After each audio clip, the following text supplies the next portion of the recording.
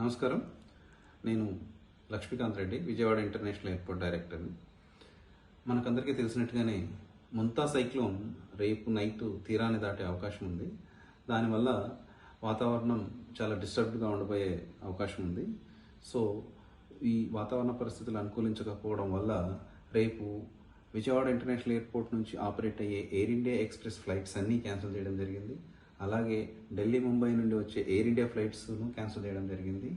అలాగే IndiGo morning 10:35 వరకు మాత్రమే తమ ఫ్లైట్స్ ఆపరేట్ చేయబోతుంది. అది కాకుండా ఢిల్లీ ఫ్లైట్ మాత్రమే ఆపరేట్ చేస్తుంది. ఇవి కాకుండా మిగతా ఫ్లైట్స్ అన్నీ రేపు క్యాన్సిల్ అయ్యాయి.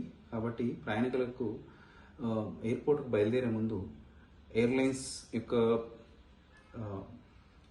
హెల్ప్ లైన్కి కానీ ఎయిర్పోర్ట్ హెల్ప్ లైన్కి కానీ కాల్ చేసి నిర్ధారించుకున్న తర్వాతనే ఎయిర్పోర్ట్కి రావాలి.